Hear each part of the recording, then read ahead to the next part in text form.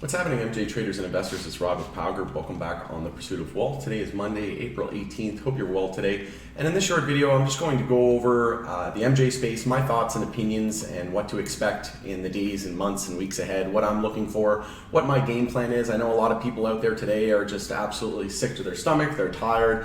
Hearing a lot of people saying that they're frustrated with MJ, they're tired of the industry, diehard fans that are starting to jump ship. So before we get into it though, make sure to smash the like, subscribe to the channel, click the bell to be notified on any future updates. While I understand that it is a hard time in the market right now, understand that this is cyclical, right? This isn't the first time this has happened. MJ has done it, crypto has done it.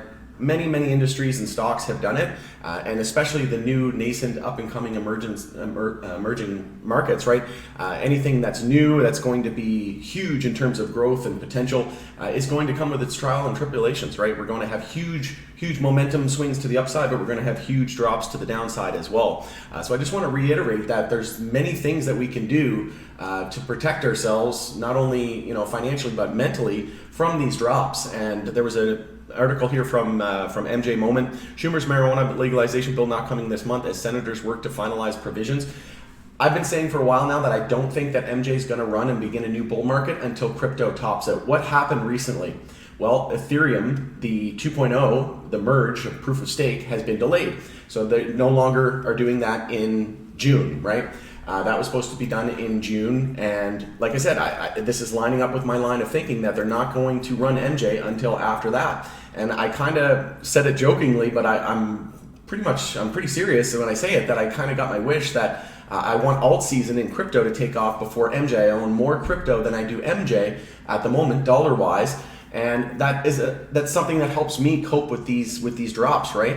I've been dollar cost averaging in MJ for about a year now, and again, granted, it dropped a lot more than I thought or any of us thought, but I'm able to deal with that financially and mentally because I save cash on the side. I'm dollar cost averaging, and I also own more crypto than I do MJ. So it's easy for me to not get so down because not all my investment capital is riding on MJ, right? That's why I see a lot of people get emotional. And quite often I talk to people and I ask them, how many MJ stocks do you own? And they say, I only own MJ stocks, or I only own this one MJ stock. And again, that's just a recipe for massive amounts of emotion, right?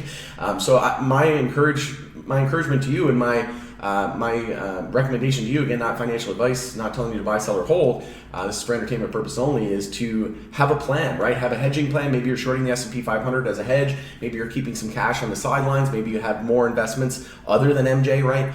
So these are all things that we can do. We also know that Flare Networks in crypto has been postponed and will be launching around July. So Ethereum got delayed, was supposed to be in June, so that's no longer going to happen anymore. And the more you just see that this stuff is happening, the more that you really understand that the market is manipulated. And as much as you don't think it is, I can reassure you, I can guarantee you that it 110% is. After being in the market for over 10 years, I've seen enough to know that there's puppet masters pulling the strings, and a lot of the same firms and hedge funds and financial institutions that are in MJ are in crypto, right? Goldman Sachs, JP Morgan, all those big, huge financial institutions are behind all of it, right? They control the financial world, and really they run the world, these big corporations and hedge funds and banks and financial institutions, right? So these are all things that we need to. So again, I know this is an MJ centric video, but I just wanted to come on and do a quick video and let you know that if you're feeling tired, now's the time to start sharpening your skills, right? Knowing how to determine what an uptrend versus a downtrend is, and we'll look at that on the Tilray chart in a moment, and how to read that and the importance of that. I think the most important skill that you can have as an investor or a trader starting out is knowing how to determine what a bull market is and what a bull cycle is, and how to determine when we're in one versus the other, right? And knowing how to determine that is through uptrends and downtrends, especially on the macro level timeframes like the weekly and the monthly. If we're in a weekly uptrend and a monthly uptrend, then there's a good chance that we're in a bull market. If we're in a weekly downtrend and a monthly downtrend, well, we're in a bear market, right? So we'll look at that here in just a moment. But also, even Ben & Jerry's is fed up with the Senate inaction on MJ legalization. So you're not the only one. If you're feeling tired and frustrated with MJ, smash the like. I feel for you. I totally understand where you're coming from. Personally, I really do not care. I just don't look at the price that much, right? I'm dollar cost averaging. I'm not trading it. It's an investment. MJ could go to zero and I'd be fine. Like I said, it's all money that I'm willing to lose. I don't think it's going to go to zero. But again, I own more crypto than I do MJ. I think that's going to change over the next few months. Personally, what I want to see happen is I'm happy that the prices are staying low, because like I said, I want to see crypto, see its blow off top, see altcoins really shine. And then once we see alt season and huge parabolic moves in the altcoins, I'm going to sell 80 to 90% of my crypto. And until that happens, I'll just hold, right? I'll just hold until that happens. I'll just outpatient everybody else, right?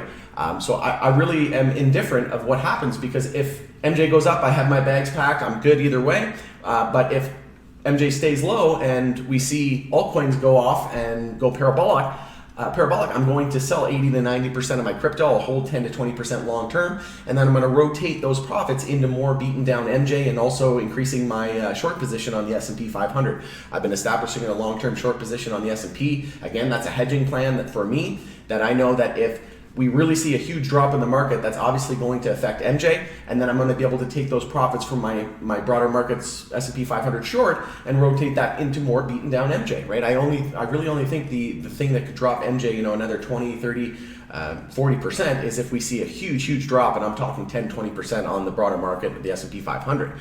So again, you're not the only one that's fed up, but this is great in my opinion, because we can take this time, we can accumulate, and then we can also sharpen our skills. We can learn what uptrends are versus downtrends. And like I said, we can see that altcoin season potentially take off, and then rotate those profits into beaten down MJ.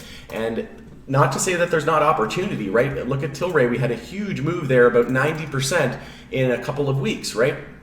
But again, I told everybody in the POW Group community and online on my videos, I said, don't get too excited. Don't get FOMO. I had so many people when we had that massive move saying, after this inside bar broke bullish to a higher high, are we still going to get that pullback, Rod? Yes, we're going to get the pullback, and I was so confident in saying so, and it ended up being a bull trap and then a huge reversal candle into that inevitable and daily consolidation that we were waiting for. And the reason why I was so confident in saying that is because of the weekly time frame. We are still unable to confirm a weekly uptrend. We broke the weekly downtrend with a break of 748 resistance, so we had lower highs and lower lows. We broke the lower high, so therefore the weekly downtrend was negated, but we still hadn't confirmed a weekly uptrend. So we know that we have to be skeptical of bulls when we're in a weekly and monthly downtrend. What hadn't we done? We didn't confirm a weekly uptrend. So now we're just looking for a higher low compared to 478. So from here, we're likely just going to anticipate a weekly equilibrium where we have the low, high, higher low, lower high, and tightening range, right? So again, this is why I don't get too caught up in the price, right? Until we confirm weekly uptrends and monthly uptrends, it's just status quo. I'm not overcomplicating things. I think that's something that we tend to do as new investors and traders, is we try to overcomplicate things. So my recommendation is just keep it simple. Wait until we confirm weekly uptrends and monthly uptrends. If you don't know what that is, check out powgroup.ca or pursuitofwealthgroup.com. Check out the POW Academy. We have a free course that teaches you how to identify what a uptrend versus a downtrend is. And if you still don't understand after watching that video, consider joining our private POW Group community. And we provide 24/7 community support. We'll tell you when something's in a weekly or monthly downtrend or uptrend. All right, going to end it there. Hope that helps. Again, if you're feeling tired in the sector, don't worry. Everybody feels that way to a certain extent, but eventually the more experience you have and more diversity that you have, the easier it is to cope with those emotions. Thanks so much for joining us on the Pursuit of Wealth, everybody, and we'll see you again in the next video.